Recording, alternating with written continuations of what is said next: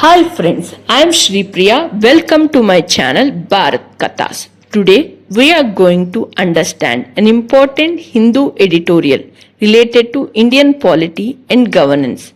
The topic is India's federalism is in need of structural reset. I will explain everything in simple language. Let us understand what is federalism in India. India is basically a federal country where power is divided between center and states. However, unlike classical federations, our constitution gives more power to center. Therefore, India is often described as a federal system with a strong unitary bias.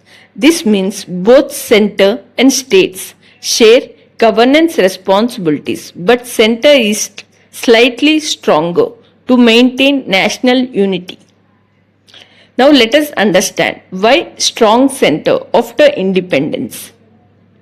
When India became independent, the country faced serious challenges. There was partition violence, integration of more than 500 princely states, and fear of regional disintegration. So the constitution makers intentionally designed a strong central government to protect unity and stability. At that time, centralization was necessary. Now, let us understand what is the problem today. The editorial argues that India has changed a lot since independence. Democracy has matured, states have developed administrative capacity, yet power continues to remain highly centralized. Gradually, states are losing autonomy in decision making. Because India is socially and economically diverse, one uniform policy cannot work everywhere. So, the federal balance needs correction. How centralization increased? This increase in central power happened mainly in three ways. First, the center makes laws even in subjects shared with states under concurrent list. Second, financial control. Funds are given with conditions attached. Third, centrally sponsored schemes where states must follow guidelines designed by center. As a result, states increasingly implement policies instead of designing them. Next topic is why decentralization is important. States understand local needs better.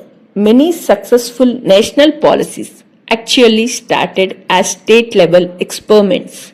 For example, Tamil Nadu's midday meal scheme, Kerala's public health achievements, and Maharashtra's employment guarantee program. Innovation becomes possible when states have autonomy. Let us see Supreme Court judgment about federalism.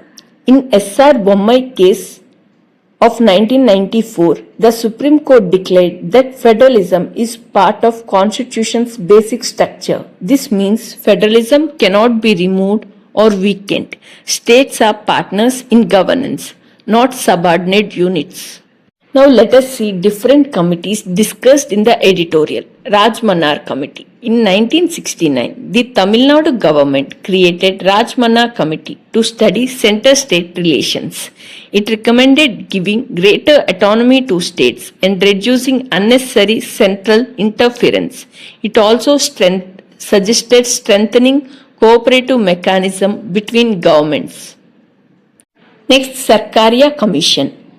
It examined federal relations in detail. It promoted cooperative federalism and recommended that Article 356 should be used only in exceptional cases. Next one, Punchi Commission. Punchi Commission reviewed federal relations for modern India.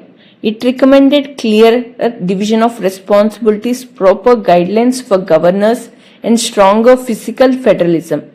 Its aim was to modernize central state cooperation. Let us understand what does the editorial says. The editorial does not argue for weakening the central government. Instead, it calls for a structural reset, means right-sizing governance. The center should focus on national issues like defense and foreign policy. States should receive more autonomy in areas such as health, education, and welfare administration. When authority matches responsibility, governance becomes more effective. Now let us understand the conclusion of the editorial. The main message of the editorial is simple. India becomes stronger not when power is centralized at one level, but when every level of government works effectively. A strong India requires a both strong center and empowered states. Balanced federalism leads to better governance, innovation, and strong democracy. Thank you.